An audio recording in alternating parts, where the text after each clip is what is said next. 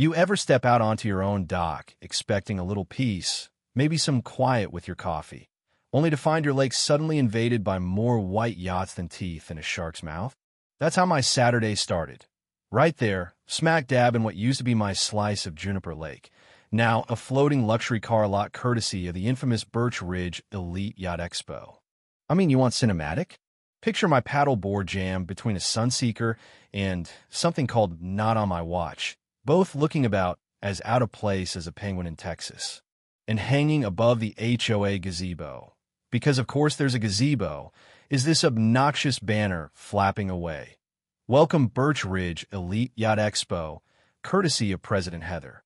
Then, before I can even finish counting the boats, 35, if you're curious, a bullhorn screeches to life, and this voice, nasal and way too pleased with itself, tells us residents may not use the water during VIP demonstrations. I'm still in the same wrinkled t-shirt I wore off the plane, one that says Disaster Relief Logistics, and my Kingston Airport wristband still digging into my skin. I just got back from 2 weeks in Jamaica, coordinating tarps and generators for families whose entire lives got wiped out by a hurricane, running on cold coffee and donated energy bars, just hoping I made a real difference. And now, someone's champagne cork bounces off my mailbox. Welcome home, Colin Mercer. Yeah, I'm the guy who owns the old house at the narrow end of Juniper Lake, a quiet stretch in a town with a name that sounds like air freshener, Cypress Hollow. I'm not what you'd call dramatic. I work in IT, I like sunrise kayaking, and I spend most nights waging compost wars against raccoons. But the past 2 weeks have been the most exhausting of my life, and while I was out doing something that actually mattered, our HOA president, Heather Bixby, picture nautical stripes year-round, but the kind of person who gets seasick in a swan paddle boat. Well, she found a new hobby, monetizing serenity. That's right. Heather, with her laser-white, two-straight smile and her weaponized clipboard, sold out my lake to a yacht club who think a 30-foot wake is some kind of love note.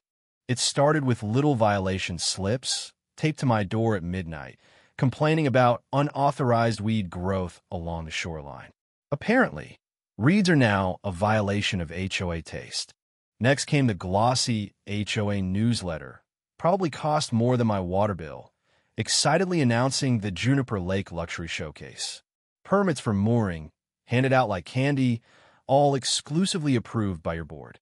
Boats started showing up like migrating whales, bigger and gaudier every day, captained by folks in boat shoes that they never tasted salt water, with cologne that smells suspiciously like class action lawsuits. Heather strutted the shoreline, sandals clacking, portable label maker in hand, slapping little Permit 1 through Permit 35 stickers on cleats she'd had installed on my riprap, without asking, naturally. When I asked, she tells me the HOA can utilize common waters for community benefit. Here's the kicker. The very patch of water where those yachts now bob is deeded to me. Not just the dock, the submerged land itself. Bought the property for exactly those riparian rights. But when I calmly show Heather my deed, property lines in black and white, she leans in, so close I can smell her peppermint gum, and says, water is a vibe, not property. Like she's some Zen master, and not the woman who once called the sheriff over a neighbor's lawn gnome. She hits me with a $250 fine for unsightly humanitarian signage, because I hung a Jamaica Strong banner for the folks I just spent weeks helping. And sure enough, the neighborhood gossip apps light up. Suddenly, I'm anti-luxury, hostile to progress, selfishly hoarding the lake. Never mind, I've been here 8 years with not so much as a parking complaint. When I refuse to pay her nonsense fine, Heather goes DEFCON 1. She emails the sheriff, claiming I tampered with approved navigational markers because I took down neon pool noodles she'd zip-tied to my dock, calling them HOA channel markers. For backup, she CCs the Coast Guard, which, as it turns out, is just her husband Derek's Gmail. Derek sells insurance and gets seasick on the tilt-a-whirl. So I make 2 calls. First, to the Real Estate Department of Natural Resources. Second, to a buddy at the county clerk's office I once helped out of a server meltdown. I built a file thicker than a yacht broker's lease agreement, plat maps, surveyor seal, 30 years of documentation, and best of all, Video of yacht vendors pumping bilge water flecked with zebra mussels right into my cove. Those are invasive species, highly illegal, can destroy a whole lake. Next morning, the DNR shows up, all business, with a patrol boat and water testing kits.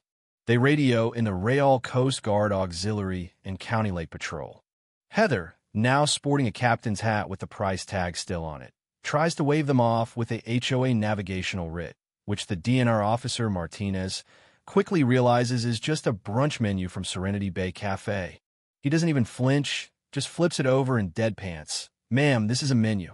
And as if karma was waiting for its cue, a big gust blows through, knocking loose half the yachts. Suddenly, you've got 35 luxury boats drifting like oversized billiard balls, crashing toward every dock in sight. I barely have time to think. I'm in my skiff, outboard sputtering, tying lines, trying to wrangle the chaos. Two of my neighbors, Jim and Paula, both with long-standing grudges after Heather fined them for mailbox color violations, jump into the fray with their own boat. For an hour, we're out there, wrestling boats away from disaster, lashing them to oaks and dock posts, saving every deck from being kindling. By the end, I'm a mud-caked mess, shirt ripped, hair full of spider webs, and every single one of those runaway yachts is now safely tied to my property. And you know what? Turns out, providing emergency salvage and environmental abatement during a maritime hazard is language the county and state love. Martinez, the DNR guy, asks for my statement first, recording device out, while I walk him through the whole circus, the unpermitted hardware, property line violations, invasive species, the whole 9 yards. Then he turns to Heather, wants to know about her permits, authority to install dock gear on deeded land, and the Venmo transactions for VIP access fees that she's been bragging about in the HOA chat. Heather starts babbling about community enhancement and property values. But then Linda, the board secretary with nerves of steel, steps forward and hands Martinez a stack of emails where Heather literally wrote, "We're sovereign over the lake." Deeds are vibes, not legal reality. The county attorney, who walks in looking like she's seen it all, breezes through the covenants in under 5 minutes. She glances up and, as cool as you please, declares, "Common shoreline rules do not equal authority over deeded lake bed. The HOA has no jurisdiction here." Martinez and his crew don't waste a second. Citations start flying. Illegal mooring, environmental violations, unpermitted shoreline alterations, stuff I didn't even know was a law. Heather, red-faced and trembling, tries to have me thrown out for yelling maritime slurs. Martinez asks what I said. I shrug and tell him, "Starboard is to your other right." I swear he nearly laughs. And because I secured the boats during an emergent maritime hazard, the county slaps notices on every hull. Vessels detained pending investigation and cost recovery. And this is where it gets downright poetic. I file maritime salvage claims and statutory liens under state abandoned vessel laws, something I learned about helping a friend in a boat storage spat years ago. Suddenly, paperwork is my sword. To get their boats back, the yacht owners, some of whom paid Heather between $3 and $7 grand for VIP slips, have to pony up for environmental fines, DNR penalties, county towing fees, daily storage, and my salvage invoice for preventing their precious toys from ending up as lake bottom art. A few take one look at the bill, do the math, and simply walk away. They just abandon the boats. Can you believe it? And when the judge reviews my claims, turns out he's the patron saint of petty justice. He rules them all valid under maritime law. 5 yachts become legally mine, just like that. I donate 2 to a Jamaican school rebuilding fund. They auction them, raise enough for new roofs and solar panels. I sell 2, pay off every single neighbor's HOA due for the year, down to 0. And I keep 1, the most ridiculous chrome-covered beast named Taxi Evasion, worth more than my car, solely so I could tow the HOA pontoon around the lake like it's wearing a dunce cap. As for Heather, she gets hit with county charges, fraud, falsifying records, environmental violations, running an illegal commercial venture. The real sheriff reads her rights right beside the gazebo she'd rebranded as the Marina Pavilion. She's sobbing, mascara streaking, threatening lawsuits nobody believes she'll ever file. The HOA holds an emergency election. 20 minutes later, Heather's out. Bylaws rewritten with language so clear even a child couldn't twist it.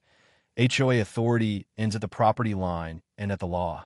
No exceptions, no vibes, no interpretive dance. 3 months later, Heather, standing in court, faced the color of boiled lobster, sentenced to probation, 47 grand in restitution, a permanent ban from every community board in the county, and 600 hours of mandatory community service, scraping zebra mussels off public docks in January, and state-issued waiters. She's fuming about appeals and better lawyers, but the judge just bangs the gavel and moves on.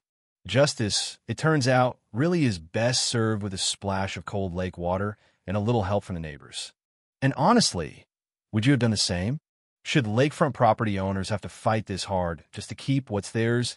Or is there some bigger lesson hiding in all this madness about greed and boundaries and what a community really means? Drop your thoughts below. Tell me your wildest HOA story, or just weigh in on what real justice looks like. And hey, don't forget to hit that subscribe if you want more tales of neighborhood mischief, mayhem, and a little bit of poetic revenge.